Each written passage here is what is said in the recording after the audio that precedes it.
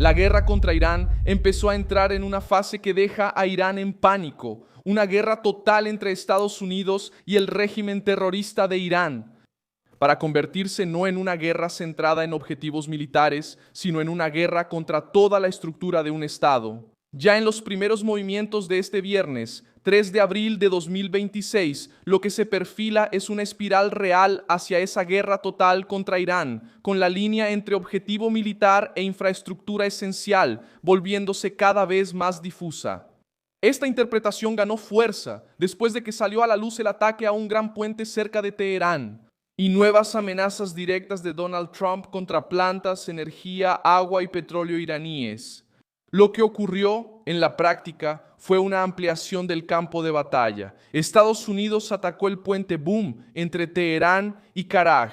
La justificación estadounidense fue clara. La estructura estaría siendo utilizada para trasladar misiles y material militar hacia el oeste de Irán. Al mismo tiempo, Trump empezó a hablar públicamente sobre atacar la infraestructura eléctrica iraní, los campos petroleros, la isla de Karg e incluso instalaciones de desalinización en caso de que no haya acuerdo y el estrecho de Hormuz siga bloqueado o restringido. Eso cambia el tono de la guerra, porque ya no se habla solo de lanzadores, radares y bases, sino del funcionamiento del territorio iraní en su totalidad. Es precisamente ahí donde reside el punto más grave. Cuando una guerra deja de enfocarse exclusivamente en objetivos claramente militares y empieza a alcanzar puentes, energía, agua y logística, el conflicto entra en otro nivel. La expresión guerra total aparece cuando la distinción entre el frente militar y la estructura civil comienza a desaparecer y el contraste de ahora es fuerte. Mientras el Comando Central estadounidense sigue divulgando acciones contra drones, barcos, defensa aérea y centros de comando, el discurso político de la Casa Blanca ya está impulsando el debate. Para las instalaciones vitales de Irán, el mensaje fue sombrío. Quienes están en el centro de esta escalada son Donald Trump, el Pentágono, la Guardia Revolucionaria iraní y los aliados involucrados en el conflicto. Del lado iraní tampoco hubo retroceso.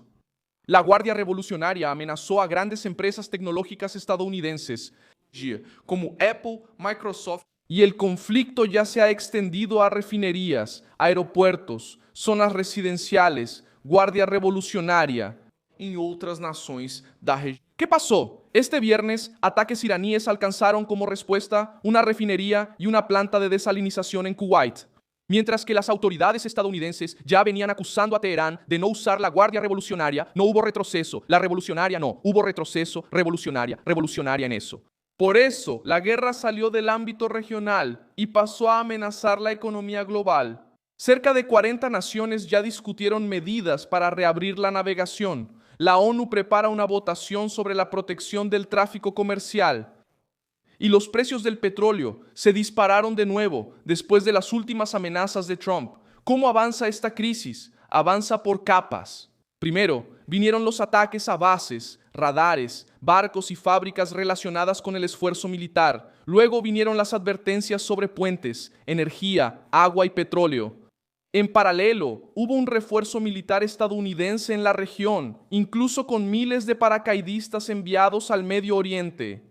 Mientras los analistas empezaron a discutir incluso la hipótesis de tomar la isla de Karg, eso muestra que la presión ya no es solo aérea o diplomática. Existe un riesgo concreto de expansión operativa, incluso con medidas más agresivas, para estrangular los ingresos, la movilidad y el abastecimiento de Irán. ¿Y por qué todo esto importa tanto? Ahora, porque la ruta comercial de Irán e incluso empresas privadas quedan en riesgo de colapso, la guerra adquiere otro significado. El mensaje de este viernes es duro. No estamos viendo un freno, sino una apertura peligrosa hacia una fase en la que cada lado intenta asfixiar por completo al otro. El choque entre Estados Unidos e Irán puede dejar de ser una guerra de objetivos militares y convertirse en una guerra contra toda la estructura de un Estado. Con efecto en cadena sobre el Golfo, sobre el petróleo y sobre el mundo, sería, de hecho, una guerra total entre Estados Unidos e Irán.